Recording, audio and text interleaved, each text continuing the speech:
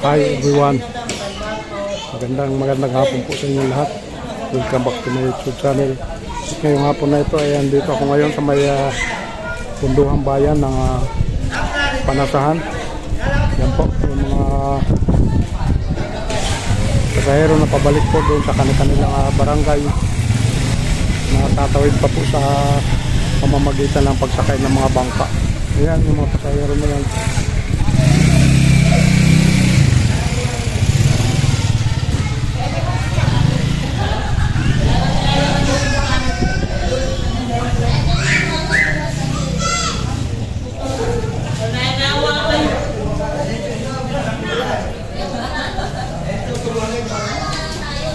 Yung mga pasahero na yan ay sadya pong pumunta dito para sa kanilang pangangailangan. Bibili sila ng mga pangangailangan nila sa kanilang lugar. Yan, sa kanilang tahanan.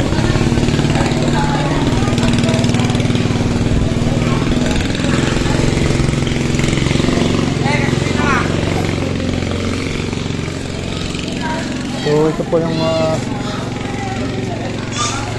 lugar na ito ay kung tawagin nilang punduhan o daungan para sa mga bangka. Yan. Lahat ng dumadaong dito ay nanggagaling pa sa iba-ibang barangay o lugar na sinasakupan itong Bulacan. Yan po mga idol. Dito sa lugar na ito. Yan. Ayan. Yan po yung magbababa ng kanilang mga kargada yan sa malaking bangka na yan. Yan po mga idol. Yan po ang pinaka waiting shed nila dyan, yung lugar na yan. Yan po sila naghihintay para sa kanilang mga kasamang pasahero o mga kasama sa nakasakay sa bangka. Gulong. Yan. Ayan.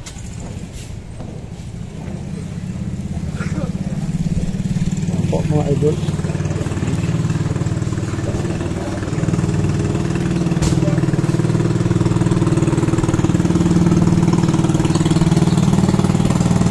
Ayan, pabalik na po mga idol doon sa mga kanilang lugar. Saan sila nang galing. Mapapansin nyo mga idol, itong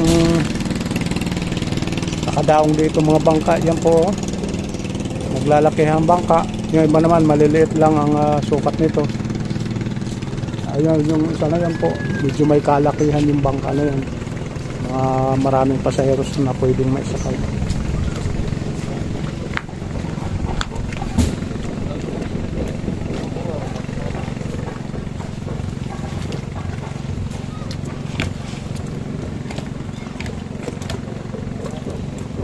Yan po si tatay.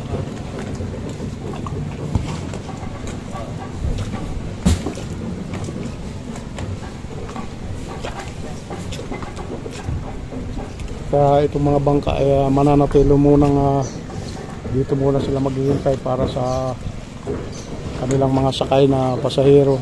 At may oras po na talagang pag-alisan ito. Para na rin ang mga sakay nila ay pilitang dumating sa oras ng binigay ng kanilang sasakyan na kung sino ang manaaring itong bangka. Yan.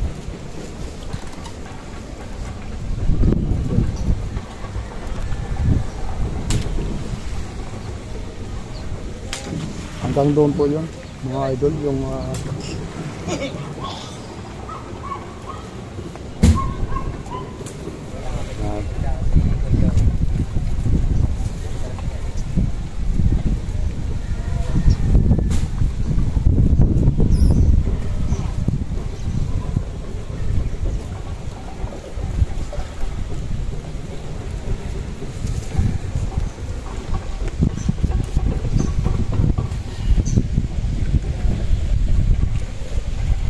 dito naman po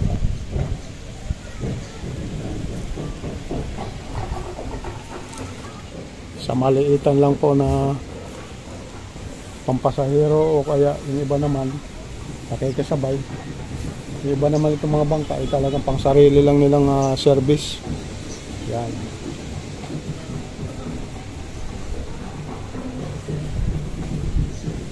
Yan si Kuya ay nagbabaka sakaling makahuli ng isda.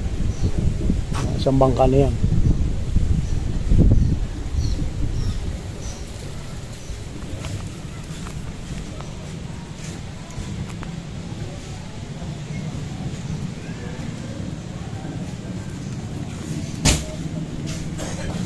Sa labas.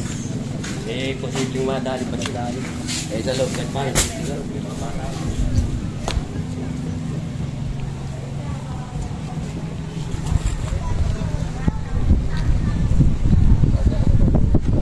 Yan po mga idol. Mga sako-sakong ibinababa.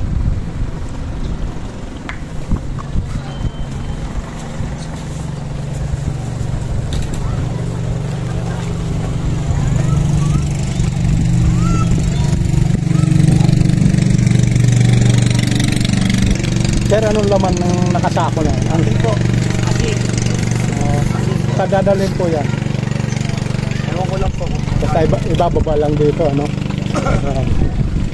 Yung si Sir, nagbababa ng kanilang sako-sakong ito mga idol.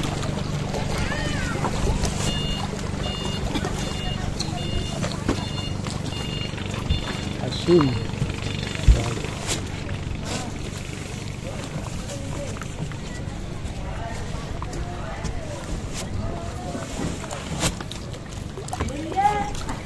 Sir, saan pa nang gagaling yung asin na yan? Doon pa po sa may ano? Pamarawan po. Pamarawan? Lalate, bitas. Lalate, bitas po daw po. Oo. Pamarawan dadali po ito asin. Oh, so mga idol, ito pala yung supplier ng asin ng Malolos. Ayan. Yan, pan-deliver na po yan, mga sako-sako mga asin para po dali na rin sa iba-ibang lugar. Yan mga idol.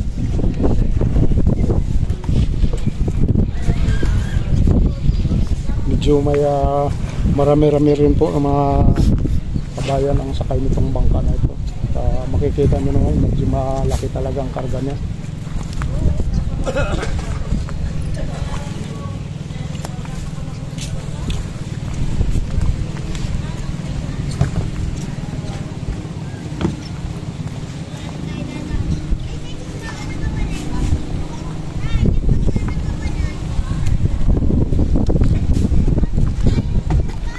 Pag maalon sir, hindi pwede mga ganyang kakarga no, pag maalon siya.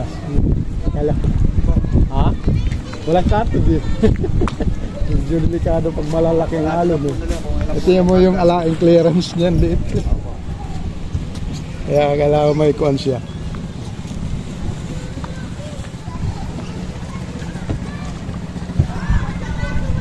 So yun po mga idol, ang ating supplier ng asin na nanggagaling pa sa ibang lugar at isusupply na rin ng Bulacan, supply para dito sa atin sa may Malolos, dadalhin na rin sa ibang barangay. Yan po mga idol ang so yan, bagong daong din na bangka.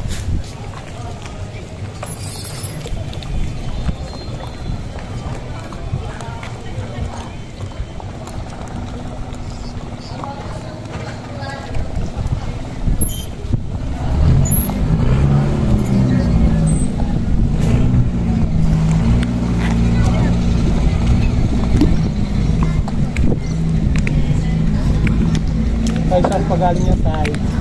Sa Bulgaro. Sa Masili. Sa Masili. Nabusan ba ng silid? Oo, sa Masili.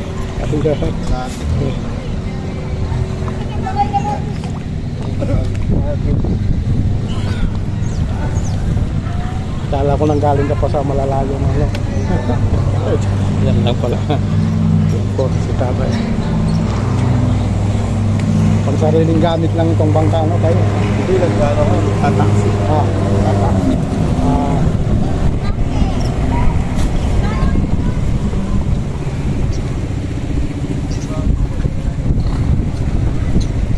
mas sagabal ba tatay pagka nilagyan ng cottage siya?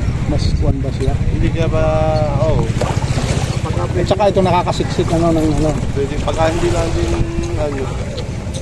Pag nakakatid, medyo malaki ang clearance na kailangan sa ano, lalo ng mga kasalubong. Pero hindi naman medyo delikado. Tatay Hindi pagka, naman, wala pa naman. huwag lang yung sobrang maalon, ano.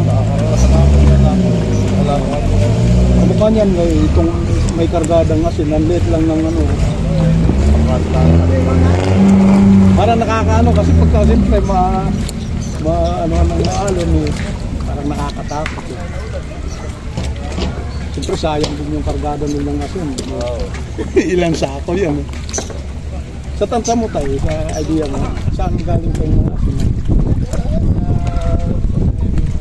Ang tawaan mismo, Pamarawan. Oo, sa Miguel kami ang asin ng liputan.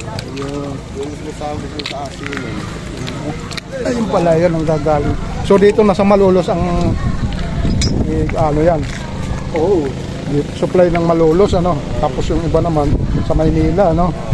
Kasi mas dami ng sako-sakong asin na yun. Detay, salamat po.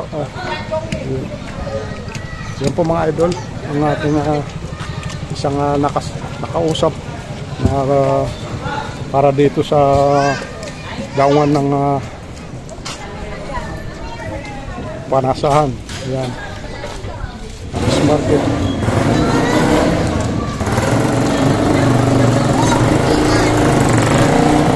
Ay kuya. Yes, kuya. Ay pasahero ba kayo nahintay yan kuya? May pasaheros kayo? Wala po, service po yan yan. Pang service lang. Sekretary lang naman yan. Pang kargada nun, laki. Ayan. Saan ba pupunta niyan pagkakagaling dito? Namayan. Isla. Isla ng Mamayan. Malapit sa Pamarawan. Malapit. Mga katabi lang. Magkakatabi lang po. Katabi lang sila. So hindi ba mga ganito? Kuya, hindi ba delikado pag maalon? Hindi naman. Parang sumasabay lang siya. Parang, hindi naman talagang tumatagilid. Ano? Mga ganun, delikado. Oo, yung mga ganito kasi. Pero yung ganito hindi. Ito nga tinitingnan ko yung nagbababa ng asin.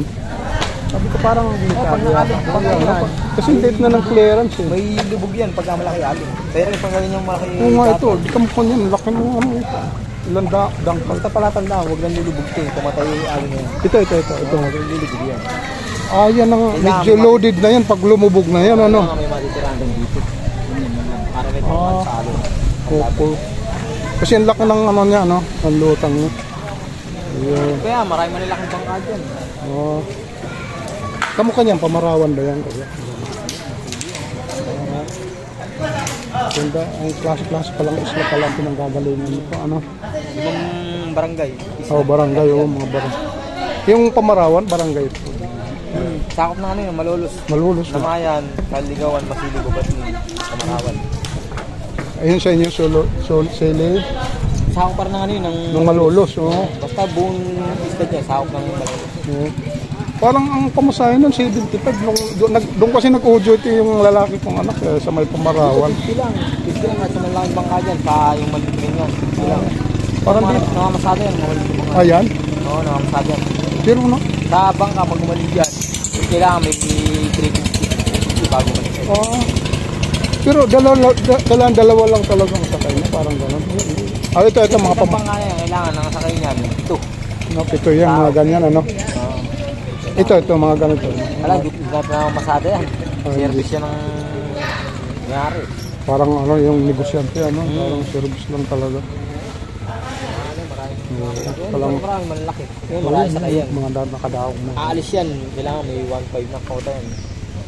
Kota niya 1.5. Bali magkaanong isang daan, parang isang 50 lang. 50. Papatawid doon sa mga isla-isla. Malayo rin. Malayo din naman. Biro mo kung magkukumit ka ng mga halimbawa tricycle, magkaanong pamasahe nun. Kasi ako, tricycle rider ako, nakahatid ako ng 300 lang ang hatid namin sa Hagonoy. Hagunin, buong biyahe ng sa na market lang ng tricycle niya sa Atlag, mula Atlag hanggang Hagunin, kung bayad ako 400. 400 na. 400 ako magbigay. Ako na magbibigay pero sabi lang 300. Oh, 300 lang alam ko, masyadong... Consideration mo lang sa driver. Kilala ko na. Pakonselo, ikaw nga nakakaintindi sa pamamasada. E dito ang tuwan driver nun, nagbigay ka pa ng Pagkatutuwa ako, dinundaan. Sa amin 300 lang talaga, 350 kung medyo mga looban na, ipapatok sa mga looban. Malayo kasi ang Hagonoy. Pero kung ibabangkain, hindi malayo, ano? No? Mas malapit. Malapit lang yun. Kung manggagaling sa Panasa, tapos bangkain mo. Dito kami sa Namayan, nakaraan, bumiyahe ko Hagunin, nagpunta ako doon, nakabangka lang. Isang oras ko lang biniyahe, hindi ako din nakaraan. Wala pa isang oras yun. Wala pa isang oras nga, mula San Isidro ng Hagunin. Oo, San Isidro. Doon sa may tulay. Wala pa isang oras. Ayan. Eh dito, sa kahit oras natakam. Sige, thank you, Tol. Alam. Okay. Kaya naiamo ko. Alam mo pa. Ay, nakasakay ako. Ayan, yung may ano na yan.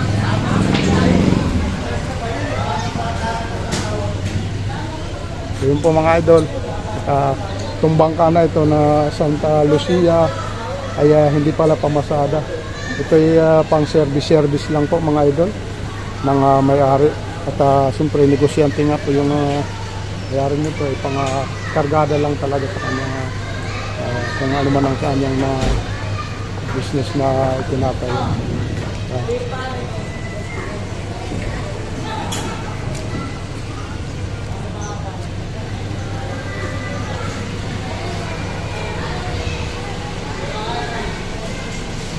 Yun po mga idol ang ating update ngayong hapon na ito.